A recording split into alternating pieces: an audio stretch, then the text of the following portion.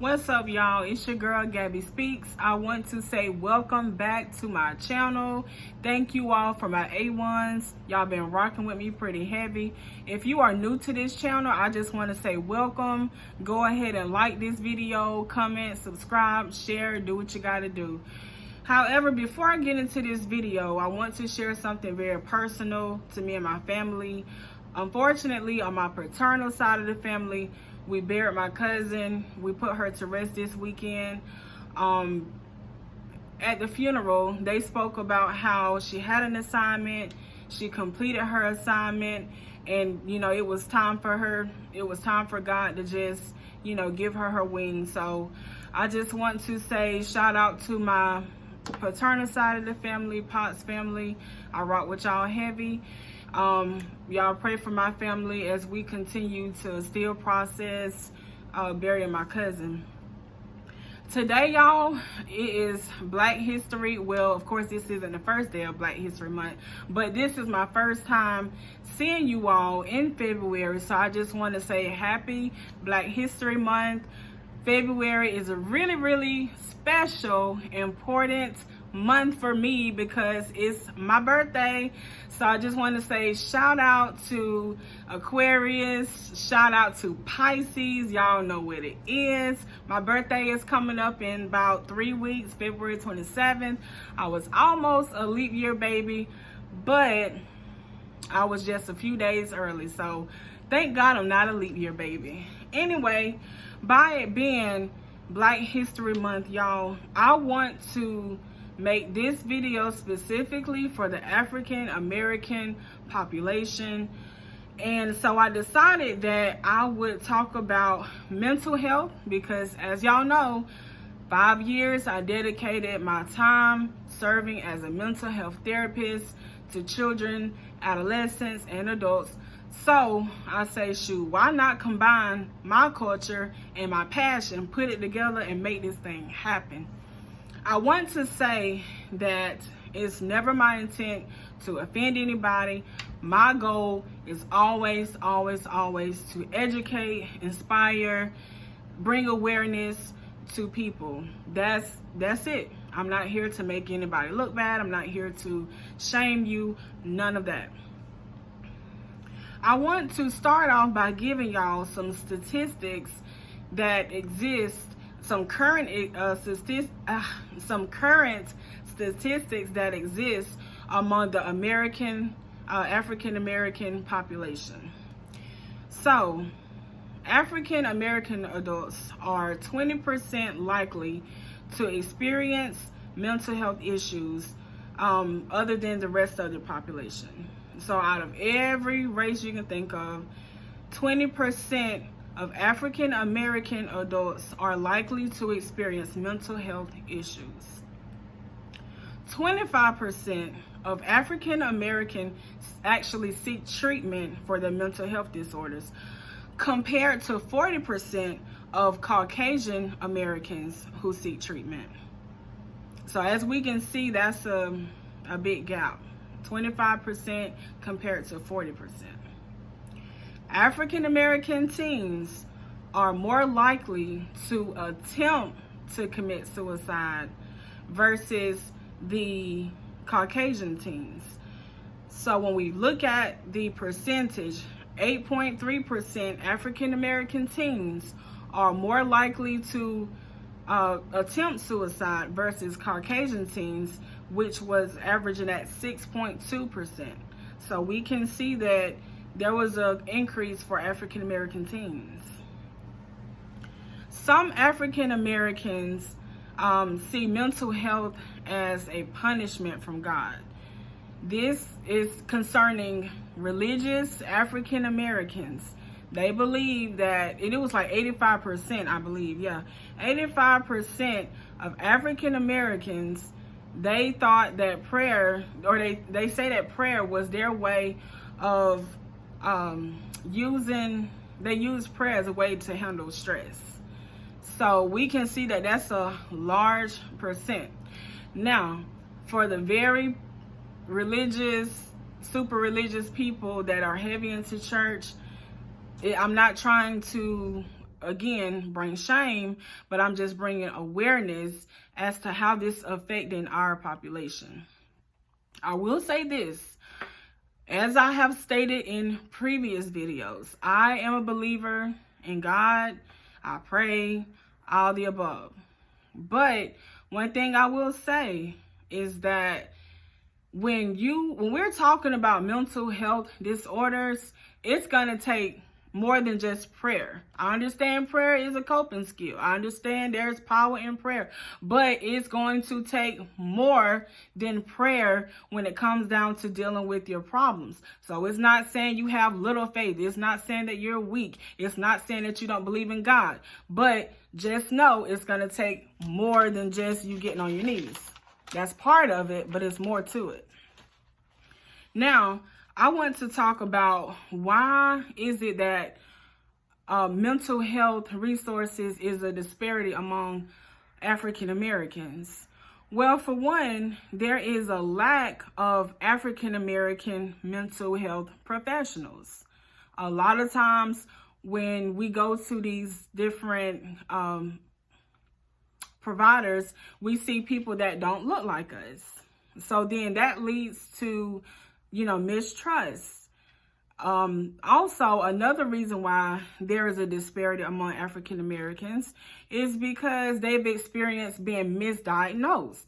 So that's just like if you go to your primary care physician and you got tested for the flu, but then they're saying that you have just a sore throat, and good and time well you have more than just a sore throat, that's going to cause you to not want to come back. That's going to cause you to not want to trust your provider, because you know deep down inside that it's something way more serious going on than just a sore throat. So the same thing applies when it comes down to mental health.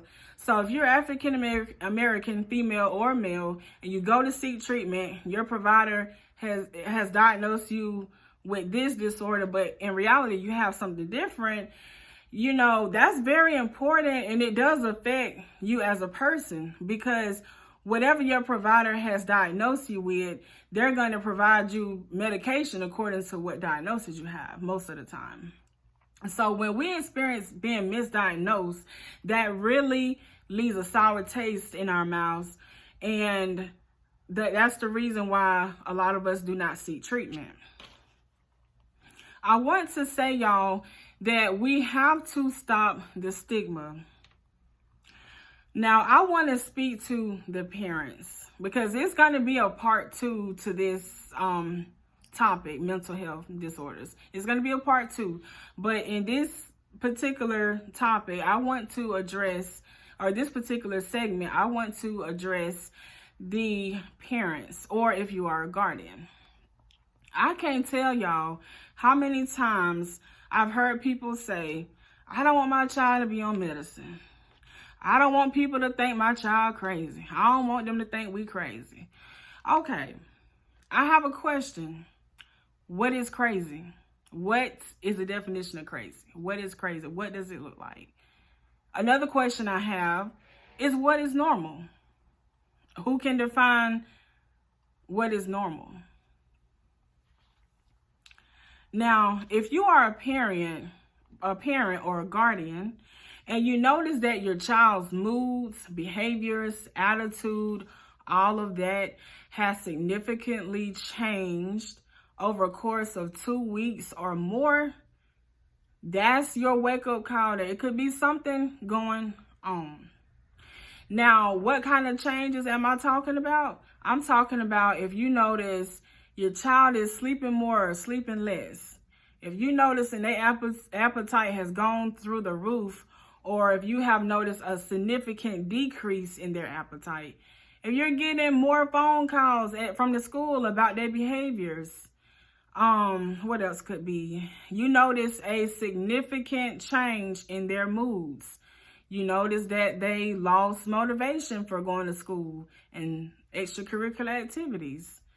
Now, I know teenagers, they experience that stage where the hormones are changing, their bodies are going through different changes. So I know it's normal for their moods to fluctuate. Now, I'm not talking about that, but I'm talking about when you've noticed a huge difference in their moods. So you may see them become more irritable, or they seem more depressed now. You see a lot of anxiety going on. They may be overly worried.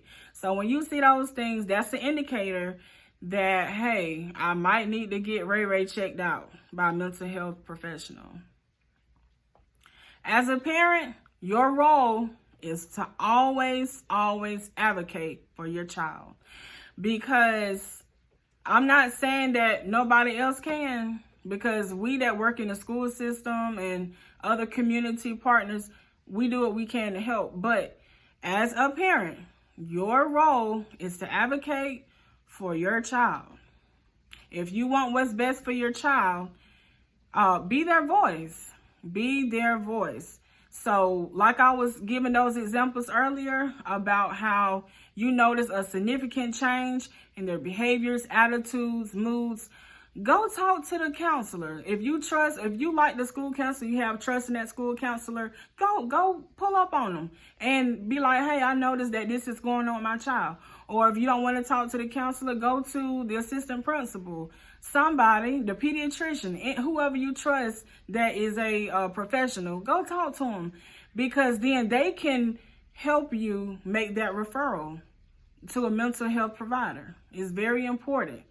You don't just see that your child is suffering and just sit back with your mouth shut and talking about, well, we just gonna sweep it under the rug. No, you are doing yourself a disservice and you're doing your child a disservice.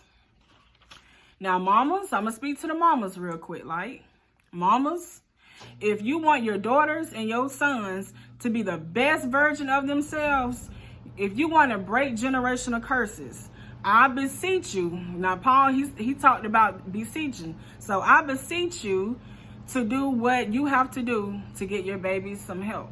So you may have to put your pride to the side. You may have to put your reputation to the side. Do whatever you got to do, honey, to get your child the help that they need. I want to speak to the fathers. Shout out to all the single parents. Shout out to the single fathers that have taken out the time. You stepped up to the plate and you raising your child. You doing it all on your own. I salute you. I salute you, King. But if you want to raise your son to leave a legacy behind, if you want to raise your son to be the best entrepreneur that he can possibly be, I would suggest you to go ahead and make that phone call to the counselor or the pediatrician or somebody that you trust to get your child some help. I will say that if your child, you take your child to the mental health provider, they have said, I'm just going to use myself as an example. Ms. Potts, we have found that based on, your report, your child has ADHD. So we want to start him off with a low dose of Adderall or Ritalin. Okay. Now, I know that that's news. It could be shocking to you as a parent to hear that Ray Ray has ADHD. But I want to let you know that just because Ray Ray was prescribed Adderall or Ritalin, that does not mean that Ray Ray is going to be on the medications for the rest of his life. I want you to know that Ray Ray is much bigger than ADHD or ODD or DMDD. Those are just diagnoses. But I want you to know that your child is greater, much greater than these diagnoses. These diagnoses does not define who your child is. That is not their final destination. I remember telling one of my babies, I work a lot with middle school kids, but they still my babies. I call them my babies. But I would tell my babies that, listen, just because you have ADHD, DMDD, ODD, bipolar, that does not mean that you cannot be successful. But I'm really urging y'all parents, African American parents, African American grandmas, single dads, whoever you are, if you are raising your child or grandchild and you noticing that they have been acting out, you're getting a lot of phone calls from the school, the daycare, the babysitter, and you've even seen some changes at home, don't just sit back and act like, you know, this is just the teacher problem or whoever, but do something about it. Be that voice. And one thing I will say is that I know that we've always said that it takes a village to raise a child, but honey, it really do take a village to raise a child. And I'm just gonna say this because I realize that as a parent, parenting does not come with the handbook. I'm not a parent myself, but I realize that parenting does not come with a handbook. So that means that you don't know everything that there is to know about raising children. You know, I'm sorry if I stepped on people's toes, but it is what it is. So parenting does not come with a handbook, but I want to say that if you struggle with certain areas, you know, when it comes down to raising your child and providing for your child, it's important to take feedback from the teachers, counselors, whoever is involved in your child's life, the coach, whoever it is, because if the professionals I just talked about, if they really care about your child, they are going to give you the honest truth about your child. They're not trying to make your child look bad. They ain't trying to make you look bad. They're not trying to bring you down, but they just trying to alert you or bring awareness to you that, hey, we might need to have an evaluation done. We might need to try this or try that. So please don't get an attitude. Please don't get an attitude, and let's take the first step. And the first step is going to that school counselor, going to the pediatrician, going to the assistant principal, whoever you trust at your child's school, going to them and saying, hey, I noticed that something ain't right. Tell me what I need to do. Okay? So this is a subject, y'all, that is very near and dear to my heart. Mental health is like my second language. If people that know me personally, they know I absolutely love children.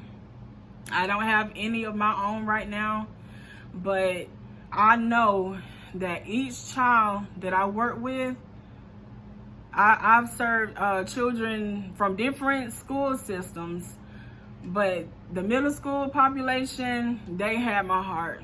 A lot of them, you know, saw me as their mother figure. A lot of them was like children to me, and I went hard for them.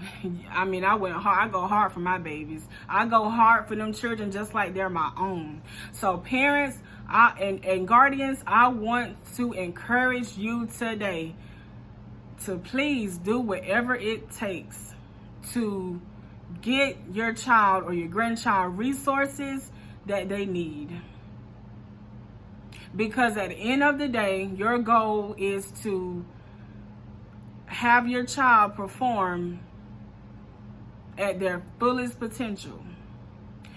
My email is always open. My inbox DM is always open. If y'all have any questions, please feel free to reach out to me.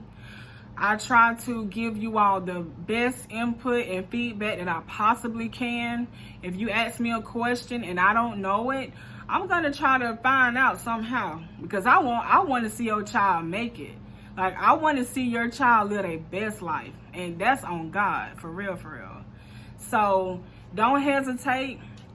If y'all have a question for me, please reach out to me. I mean, I promise you, I will drop what I'm doing if I can, and I will answer your question. I will talk to you. If you ever find your child in a crisis, please reach out to someone that you trust. That is imperative. Don't worry about the stigma. Don't worry about how it's gonna make you look.